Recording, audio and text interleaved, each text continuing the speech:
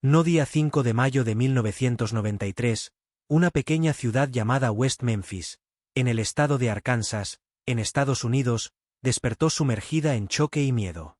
3 niños de apenas 8 años de edad habían desaparecido durante la tarde anterior y horas después fueron encontrados muertos en un riachuelo cerca de sus casas. Las víctimas se llamaban Steven Branch, Michael Moore y Christopher Baíes, todos amigos y vecinos, cuyas vidas fueron brutalmente segadas sin motivo aparente. Los cuerpos fueron encontrados en un arroyo fangoso, cerca de un área arbolada, con señales claras de violencia extrema y mutilación. La policía inició una investigación inmediata, pero los indicios eran pocos y las pistas confusas. El hecho de que los cuerpos estuvieran atados con cuerdas en posiciones inusuales llamó la atención de las autoridades, algo que indicaba un crimen ritualista o extremadamente cruel. El caso rápidamente ganó notoriedad nacional, principalmente por la forma bárbara en que los niños fueron tratados tras la muerte. Christopher Baíes, en particular, presentaba heridas graves en las partes íntimas, lo cual alimentó teorías sombrías y aumentó la presión sobre la policía. Los padres de las víctimas estaban desesperados y toda la comunidad se movilizó para encontrar respuestas. Pero ante la falta de pruebas concretas, las autoridades comenzaron a buscar sospechosos fuera de lo común. Un trío de adolescentes llamó la atención: Damien Echols, Jason Baldwin y Jessie Misskelley Jr., jóvenes que vivían al margen de la sociedad convencional. Ellos eran conocidos por gustar de música pesada, usar ropa oscura y demostrar intereses considerados extraños para la época. Damien, en particular, era fascinado por magia negra y tenía una postura rebelde, lo que lo convirtió en blanco fácil para juicios públicos. Sin evidencias físicas concluyentes, la investigación empezó a enfocarse más en rumores, apariencias y suposiciones que en hechos reales. Era el inicio de un proceso judicial que marcaría la historia estadounidense por sus errores, prejuicios y por la lucha por justicia que vendría años después. Damien Echols tenía solo 18 años en la época de los crímenes. Jason Baldwin tenía 17 y Jessie Misskelley Jr. solo 16. A pesar de la poca edad, los tres ya eran vistos como diferentes dentro de la conservadora ciudad de West Memphis, en el interior de Arkansas. Damien era considerado excéntrico, usaba ropa negra, escuchaba bandas como Metallica y Megadeth y hablaba abiertamente sobre ocultismo. Él frecuentaba leer libros sobre magia, simbolismo y filosofías alternativas, lo cual generó especulaciones infundadas por parte de la prensa local. Jason Baldwin, aunque más discreto, también se vestía de manera similar y solía pasar tiempo con Damien. Ya Jessie Misskelley era conocido por tener dificultades cognitivas y un coeficiente intelectual estimado por debajo del promedio, lo que lo hacía vulnerable durante interrogatorios. Ninguno de los tres tenía antecedentes criminales graves, pero eso no impidió que fueran rápidamente señalados como sospechosos. La policía comenzó a investigarlos basándose en rumores y testimonios dudosos, sin ninguna prueba física concreta. Una de las primeras acusaciones contra ellos partió de vecinos y compañeros que los describían como extraños o perturbadores. En declaraciones iniciales, algunos residentes incluso dijeron que los jóvenes tenían cara de quien haría algo así, una afirmación puramente basada en prejuicio. El perfil poco común de los adolescentes contrastaba fuertemente con el clima conservador de la ciudad, llena de valores religiosos y sociales tradicionales. Con la presión aumentando, las autoridades decidieron llamar a Jessie para declarar, incluso sin mandato ni presencia de un abogado. Esta declaración vendría a ser crucial, y controvertida, para la formación de la acusación contra los tres jóvenes. Durante horas bajo intensa presión policial, Jessie acabó confesando involucramiento en los crímenes, aunque dio informaciones contradictorias e imprecisas. Fue el inicio de una avalancha de juicios públicos, cobertura sensacionalista y un proceso judicial marcado por fallas. Jessie Misskelley Jr., con solo 16 años y un coeficiente intelectual estimado en alrededor de 70, fue llevado a interrogatorio sin abogado ni responsable legal presente. La policía lo presionó durante horas, usando técnicas psicológicas intensas y ofreciendo sugerencias sobre cómo los crímenes podrían haber ocurrido. Durante el testimonio, Jessie acabó confesando participación en los asesinatos, pero presentó una versión llena de incoherencias. Él afirmó que Damien Echols habría cometido los actos más brutales, incluyendo mutilaciones, mientras él y Jason Baldwin estarían presentes en el lugar. Sin embargo, Jesse confundió fechas, lugares y hasta el orden de los eventos, algo que llamaría la atención de expertos años después. Uno de los errores más graves fue decir que Christopher Baíes había sido apuñalado en el pecho, cuando en realidad no había ninguna perforación en ese lugar. Además, dijo que el cuerpo estaba sumergido en agua profunda, cuando en verdad fue encontrado en pocos centímetros de lodo superficial. A pesar de tantas contradicciones, la confesión fue aceptada como prueba válida y usada para emitir órdenes de arresto contra Damien y Jason. El hecho de que Jesse tuviera problemas cognitivos y baja comprensión de las consecuencias de sus palabras fue ignorado durante el proceso inicial. La prensa rápidamente notificó la confesión completa, aumentando aún más la presión pública sobre los tres jóvenes. En cuestión de días, Damien Echols y Jason Baldwin fueron arrestados y formalmente acusados de los tres asesinatos. Ninguno de ellos tenía ningún tipo de historial violento o comportamiento agresivo registrado anteriormente. A pesar de eso, las autoridades insistieron que el crimen fue motivado por rituales satánicos, aunque nunca hubieran pruebas reales para sostener esa teoría. Con la opinión pública ya formada, el juicio prometía ser uno de los más polémicos de la historia del estado de Arkansas. Era el inicio de un drama judicial que duraría décadas y movilizaría al mundo entero años después.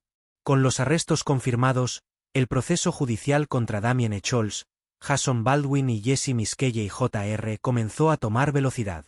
El juicio fue programado para ocurrir aún en 1993, en un ambiente cargado de emoción, miedo y prejuicio. La ciudad de West Memphis vivía un clima de conmoción colectiva, y muchos residentes ya consideraban a los tres jóvenes culpables antes incluso del inicio del proceso. Las autoridades enfrentaban una presión extrema para resolver el caso rápidamente, lo cual comprometió desde el principio la imparcialidad del sistema.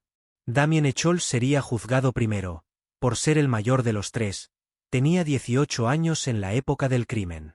El fiscal encargado del caso, John Fogleman, apostó fuerte en la teoría del crimen satánico, aun sin pruebas reales para sustentarla. Ningún ADN, ninguna fibra, ningún objeto personal o rastro físico ligaba a los acusados al lugar del crimen. A pesar de eso, la acusación construyó su principal argumento sobre la confesión de Jesse Miskelley y en el comportamiento excéntrico de Damien. Durante el juicio, testigos describieron a Damien como alguien perturbador, citando sus ropas negras, intereses filosóficos y hábitos inusuales. Un psiquiatra llegó a declarar que Damien sufría de trastorno antisocial de la personalidad, aunque nunca haya sido diagnosticado oficialmente. El jurado, formado por residentes locales, estaba expuesto diariamente a noticias sensacionalistas y juicios públicos provenientes de la prensa y de la comunidad. A mediados de noviembre de 1993, salió el veredicto. Damien Echols fue condenado a muerte por fusilamiento, una sentencia rara en Estados Unidos. Jason Baldwin, a su vez, fue condenado a prisión perpetua tras confesar haber estado presente en el lugar, aunque negara cualquier participación directa en los crímenes. Jesse Miskelley, cuya confesión había sido usada como base para las otras condenas, también fue condenado a prisión perpetua, pero con posibilidad de libertad condicional después de 40 años. Así, el Estado declaró cerrado el caso, pero para muchos, algo parecía profundamente errado, y las dudas comenzaban a surgir incluso dentro del tribunal. Después de los veredictos, Damien Echols fue enviado al corredor de la muerte en la prisión de Barner, Arkansas, mientras Jason Baldwin fue llevado a una celda común. Jesse Miskelley, aún menor de edad en la época de la condena, fue inicialmente detenido en un centro juvenil antes de ser transferido a una prisión de adultos años después. Dentro de las celdas, los tres jóvenes intentaban entender cómo sus vidas habían cambiado completamente en cuestión de meses. Damien, que ya mostraba fragilidad emocional antes del encarcelamiento, enfrentaba serios problemas mentales dentro del sistema carcelario. Sufría acoso constante, aislamiento y era frecuentemente castigado por comportamientos considerados inadecuados por las autoridades penitenciarias. Jason, más calmado e introspectivo, comenzó a estudiar derecho por cuenta propia, buscando formas de impugnar su condena. Jesse, por su parte, pasó a arrepentirse públicamente de su confesión, afirmando que había dicho lo que los policías querían escuchar solo para salir del interrogatorio. Mientras tanto, fuera de las prisiones, familiares de los tres luchaban incansablemente para probar su inocencia, pero sin grandes recursos ni apoyo jurídico. El caso, sin embargo, comenzaba a llamar la atención de personas más allá de las fronteras de West Memphis, especialmente después de reportajes investigativos. Documentales independientes comenzaron a surgir, cuestionando la falta de pruebas físicas y la validez de la confesión de Jesse. Uno de esos proyectos, liderado por el cineasta Joe Berlinger y la productora Bruce Sinofsky, llegaría a convertirse en el famoso documental Paradise Lost, The Child Murders at Robin Hood Hills. Lanzado en 1996, la película mostraba graves fallos en el juicio y destacaba el perfil improbable de los acusados como asesinos en serie. A partir de ahí, una ola de apoyo internacional comenzó a crecer, con celebridades, periodistas y activistas movilizándose por justicia. Músicos como Eddie Vedder, Pearl Jam, Natalie Mans, Dixie Chicks y Metallica usaron sus plataformas para hablar sobre el caso y presionar a las autoridades.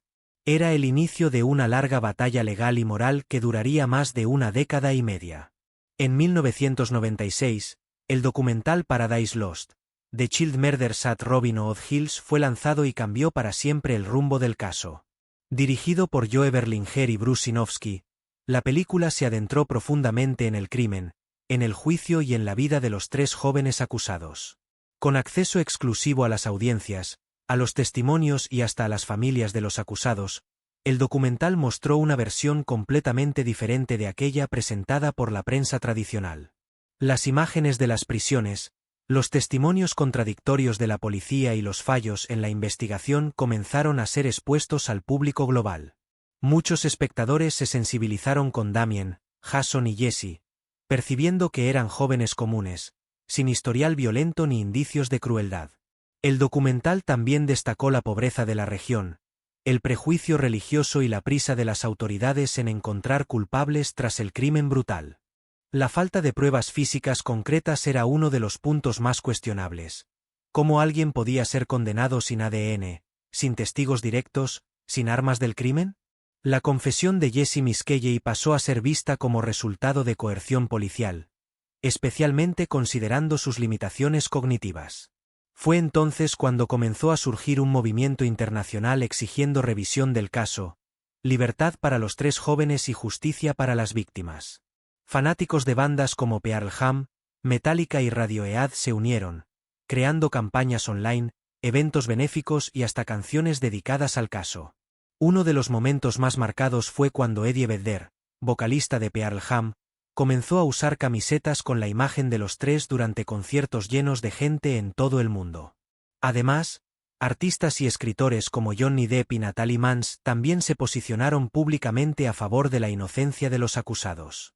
La presión aumentaba cada vez más, y el caso dejó de ser solo local para convertirse en un símbolo de lucha contra errores judiciales e injusticias sociales. A pesar de la repercusión mundial, las autoridades locales resistían la idea de reabrir el proceso, argumentando que el sistema había actuado correctamente. Pero con el tiempo, hasta jueces y fiscales comenzarían a dudar de la veracidad de las condenas, y esto abriría camino para nuevas investigaciones. Mientras la presión internacional aumentaba, nuevas investigaciones independientes comenzaron a surgir, impulsadas por periodistas, activistas y abogados. Uno de los descubrimientos más impactantes fue la identificación de un nuevo sospechoso. John Mark Baez, padre de una de las víctimas, Christopher Baez. John era conocido por tener comportamientos extraños, relaciones turbulentas y hasta tendencias violentas dentro de casa. Había sido interrogado durante la investigación original, pero pronto fue descartado como sospechoso, sin un análisis más profundo. Testigos relataron que él se comportaba de forma sospechosa tras el crimen, inclusive intentando interferir en la escena donde los cuerpos fueron encontrados. Además, hay indicios de que podría haber tenido acceso a los niños en el día de la desaparición, algo que no fue tomado en serio en aquella época. Otro nombre que comenzó a aparecer en las investigaciones paralelas fue el de Gene Willis, un hombre con historial de violencia contra menores. Gene vivía cerca del lugar donde los cuerpos fueron encontrados y tenía un perfil compatible con el tipo de crimen cometido. En testimonios posteriores, vecinos afirmaron que él ya había sido arrestado por actos obscenos con niños y tenía comportamientos perturbadores. A pesar de eso, nunca fue llamado a declarar ni investigado profundamente por las autoridades locales. Uno de los mayores misterios del caso es por qué tantas pistas fueron ignoradas o mal exploradas durante la investigación original. Muchos expertos señalan que la prisa por resolver el caso hizo que la policía se fijara en los 3 jóvenes y dejara de lado otras posibilidades. Con el paso de los años, familiares de las víctimas también comenzaron a dudar de la culpabilidad de los 3 condenados. Don Enson, suegro de uno de los niños muertos, llegó a declarar públicamente que creía que Damien, Jason y Jesse eran inocentes. Eran voces importantes, provenientes de dentro de la misma comunidad que antes clamaba por justicia, y esto abría camino para una nueva oportunidad de libertad.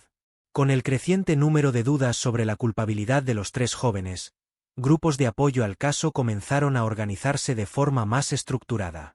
Surgieron páginas en Internet, foros, campañas internacionales e incluso fondos para costear nuevas investigaciones y recursos legales. Uno de estos grupos, llamado Free the West Memphis 3, se convirtió en una de las mayores fuerzas detrás de la lucha por la libertad de los jóvenes. Artistas, celebridades y activistas continuaban usando sus voces para llamar la atención sobre el caso, y ahora con más evidencias disponibles. En 2000, el segundo documental de la serie Paradise Lost fue lanzado, Paradise Lost 2, Revelations. La película mostraba cómo los 3 jóvenes estaban viviendo dentro de la prisión y destacaba las contradicciones en la declaración original de Jesse Miskelley. También se presentaron pruebas forenses que no vinculaban a ninguno de los acusados con los cuerpos de las víctimas, ni siquiera rastros de ADN o fibras de ropa. A pesar de eso, las autoridades locales seguían resistiendo cualquier revisión del caso, afirmando que el sistema funcionó y que no había razón para reabrir un proceso cerrado. Pero con la presión pública aumentando, algunos jueces comenzaron a mostrar señales de que podrían reconsiderar el caso. En 2007, un nuevo juez asumió el control del proceso, David Leiser, conocido por ser más abierto a revisiones judiciales complejas. Bajo su supervisión, se solicitó un nuevo análisis forense de las pruebas disponibles, incluyendo exámenes médicos legales y vestigios encontrados en la escena del crimen. Los resultados confirmaron lo que los defensores ya sospechaban. Ningún material genético encontrado en los cuerpos correspondía a los 3 condenados. Además, nuevos testimonios surgieron, incluyendo declaraciones de personas que afirmaban haber visto a otros individuos cerca del lugar del crimen aquel día. Científicos forenses independientes también comenzaron a criticar la metodología utilizada durante el juicio original, señalando graves errores. Era evidente que algo estaba mal, y el movimiento por justicia estaba más fuerte que nunca, preparándose para el momento decisivo. Após más de una década y media presos, Damien Echols, Jason Baldwin y Jesse Miskelley finalmente vieron la libertad acercarse. En 2011, un nuevo acuerdo judicial surgió como alternativa para cerrar el caso sin admitir inocencia ni culpa formalmente. Este acuerdo se conoció como Alford Plea, una figura legal en los Estados Unidos que permite a una persona reconocer que existen pruebas suficientes para condenación, sin declarar culpabilidad. Para los 3 jóvenes, ahora hombres adultos, era una oportunidad real de salir de prisión, incluso si no recibían un perdón oficial. El juez David Leiser autorizó el proceso, considerando las fallas del juicio original, la falta de pruebas físicas y la presión social que rodeó el caso. El 19 de agosto de 2011, Damien, Jason y Jesse abandonaron la prisión tras 18 años encerrados. Un momento emocionante y histórico. Miles de personas alrededor del mundo siguieron la noticia con lágrimas en los ojos, especialmente los familiares de los 3 que nunca dejaron de luchar. Al salir, fueron recibidos por abogados, periodistas y fanáticos que creyeron en su inocencia desde el principio. Johnny Depp y Natalie Mans ayudaron económicamente en los primeros pasos fuera de la cárcel, garantizando vivienda, alimentación y apoyo psicológico. Damien, en particular, Necesitaba readaptarse completamente a la vida fuera de las rejas. Algo extremadamente difícil después de tanto tiempo aislado. Sufrió traumas profundos, dificultades sociales e incluso crisis de salud mental en las semanas siguientes a su liberación. A pesar de eso, él y los otros dos absueltos expresaron gratitud hacia quienes creyeron en ellos y hacia la justicia que, aunque tardía, finalmente llegó. Aunque libres, el estado de Arkansas mantuvo oficialmente que los tres eran culpables, lo cual generó críticas entre expertos y activistas. Muchos juristas señalaron que el uso del Alford Plea fue una forma de que el sistema evitara admitir errores graves y posibles demandas por injusticia criminal. Pero para Damien, Jason y Jesse, nada importaba tanto como respirar aire libre nuevamente y comenzar a reconstruir sus vidas. La liberación de los tres jóvenes en 2011 fue celebrada mundialmente, pero también sirvió como advertencia sobre los peligros del sistema judicial cuando es guiado por presiones sociales. El caso mostró cómo el prejuicio, el juicio público y la falta de pruebas científicas pueden llevar a la condena de personas inocentes. Damien Echols, Jason Baldwin y Jesse Miskelley pasaron más de 18 años encarcelados por crímenes que no cometieron. Un tiempo que nunca podría ser recuperado. Incluso tras su libertad, enfrentaron desafíos emocionales, financieros y sociales, intentando reconstruir sus vidas lejos de las celdas. Damien se mudó a Nueva York y luego a Salem, en Oregón, donde escribió libros, dio conferencias sobre justicia penal y practicó meditación y magia ritualística. Jason Baldwin se convirtió al cristianismo y lleva una vida más discreta, trabajando y ayudando a otras personas víctimas de errores judiciales. Jesse Miskelley, al salir de prisión, tuvo dificultades para adaptarse a la vida fuera de la celda, y lamentablemente, falleció en 2021 a los 46 años.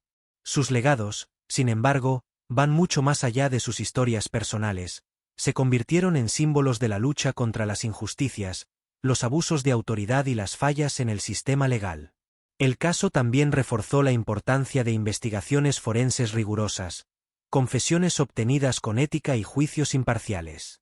Hoy, muchos expertos señalan este caso como un ejemplo clásico de justicia basada en apariencia, donde el perfil de los acusados pesó más que las evidencias. A pesar de la libertad de los tres, el verdadero asesino de los niños aún no ha sido identificado oficialmente, y ese sigue siendo un misterio sin resolver. Muchos creen que John Mark Baez o Gene Willis podrían estar involucrados, pero ninguna investigación formal llegó a una conclusión definitiva. Lo que sí sabemos es que el caso dejó marcas profundas en la sociedad estadounidense e inspiró cambios importantes en el trato hacia menores y en el uso de confesiones bajo presión. Historias como esta nos recuerdan que siempre debemos buscar la verdad, dudar de la versión única y cuestionar sistemas que cometen errores graves. Si llegaste hasta aquí, es porque crees que estas historias deben ser contadas. Entonces, ahora te toca a ti hacer parte de este cambio. Da me gusta a este vídeo, compártelo con alguien que necesite saber esto y activa la campanilla para no perderte los próximos contenidos sobre casos reales de justicia, derechos humanos y transformación social.